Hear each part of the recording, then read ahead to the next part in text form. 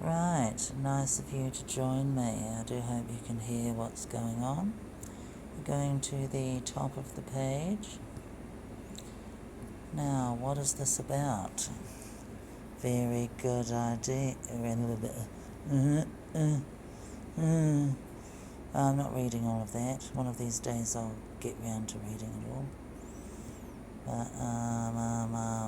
All shall be apparent. Or maybe we could just read this. If there is concern about being the pawn of China, is there not a much more realistic concern to be raised about being the pawn of the United States?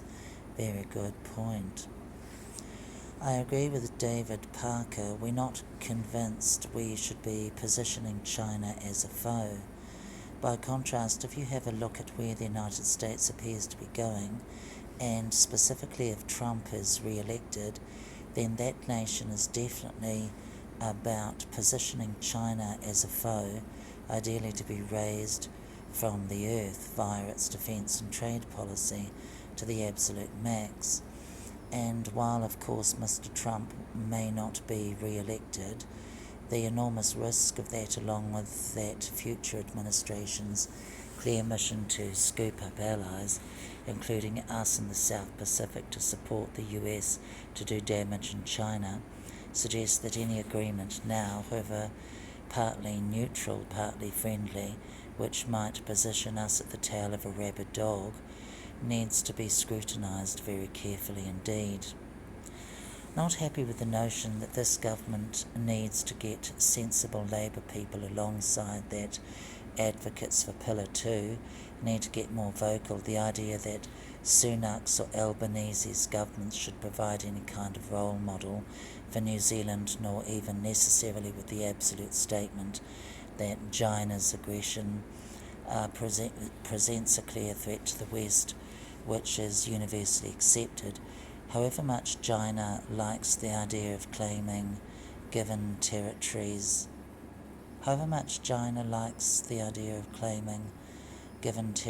it doesn't mean New Zealand should join in an implicit pact to do something about this, or about Russia for that matter, or even agree on the level of threat in such concrete terms. I'm not aware that anyone in Europe is currently ganging up on China. While I think the next Labour government wants to set some terms, the UK cannot afford to risk relations with China, nor can France and Germany.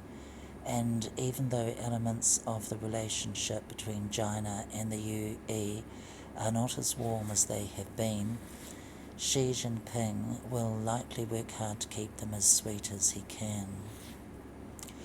It is not so much the extra $4 billion a year that would be required for New Zealand's defence security, international relations and development assistance infrastructure, more that it's felt obligatory, taken as read, that we endeavour to fit in around the norm of the commitments expected of advanced Western economies. And is this really a norm? Or would it rather isolate us into a little belligerent cabal with the US and Australia and the South Pacific?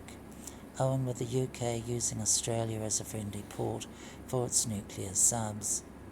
If nothing else, the fact that the US, UK and Australia have unveiled details of their plan to create a new fleet of nuclear-powered submarines aimed at countering China's influence in the Indo-Pacific region, https www.bbc.com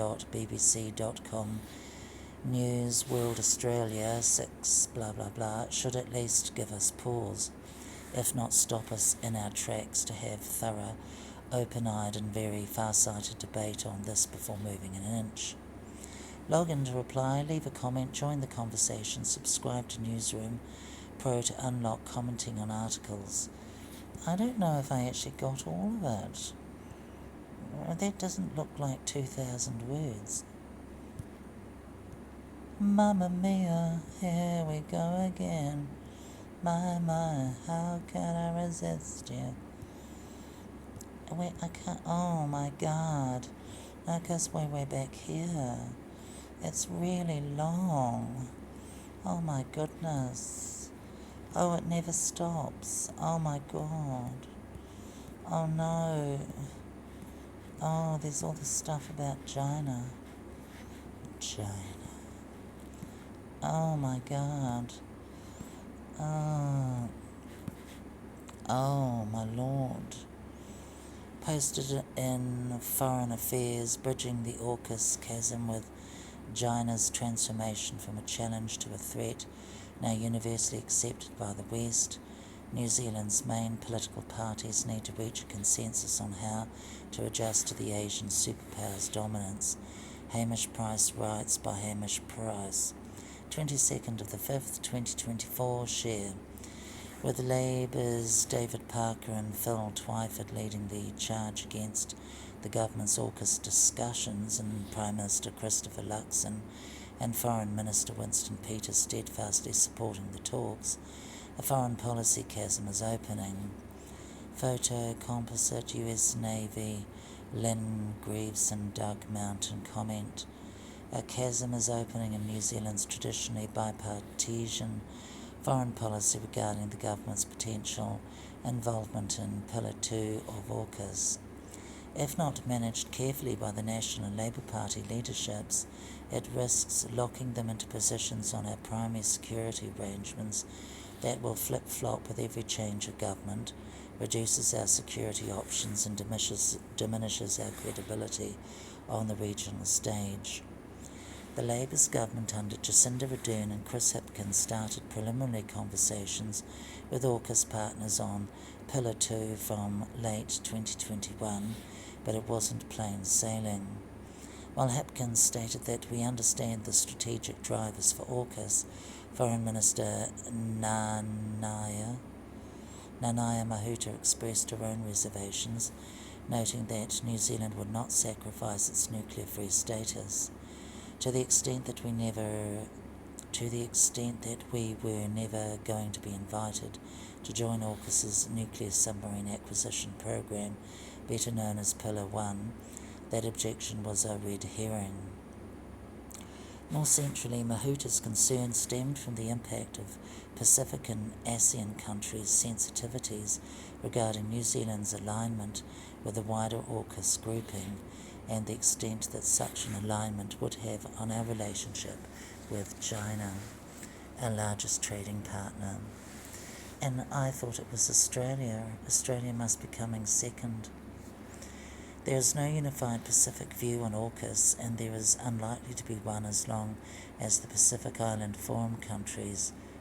There is no unified Pacific view on AUKUS, and there is unlikely to be one as long as the Pacific Island Forum continues its dysfunction and fracture. Meanwhile, ASEAN countries are even less united. Malaysia was an initial and predictable opponent, but a decent chunk of more powerful ASEAN members has been more supportive. Read more. Foreign Affairs AUKUS Pillar 2 compromises New Zealand's principled independent voice. Foreign Affairs AUKUS hits headwinds as New Zealand mulls involvement. Conversely, Defence Minister Andrew Little was more enthusiastic about New Zealand exploring the benefits of AUKUS Pillar 2 for our defence and security framework.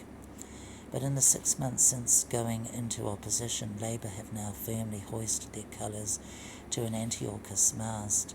In February, the party's associate Foreign Affairs spokesman Phil Twyford called AUKUS an offensive warfighting alliance against China. At a Labour-arranged conference in Wellington last month, speaker after speaker expressed their objection to New Zealand joining any pillar of AUKUS, while Hipkins cynically claimed that the government seemed to be rushing headlong into it. It is an accusation not supported by any evidence, but one perhaps made to deal with the two now avowedly left-wing parties, well to the left of the Labour Party, eating their lunch, as former National Trade Minister Tim McGrath put it. Little was also strikingly absent despite his work on AUKUS and government. As a public debate, Labour's event was not a particularly useful exercise. Former Australian Foreign Minister Bob Carr's participation in the debate was more problematic. The Australian Financial Review published a column titled How Bob Carr Became China's Pawn in 2018.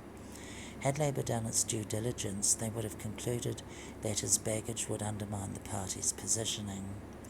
Carr was active in the Australian Labor Party's internal debate on committing to Aukus. The opponents lost that argument, with Prime Minister Anthony Albanese stating that Aukus is an act of clear-eyed pragmatism that works in the context of our national interest and in the context of the greater good.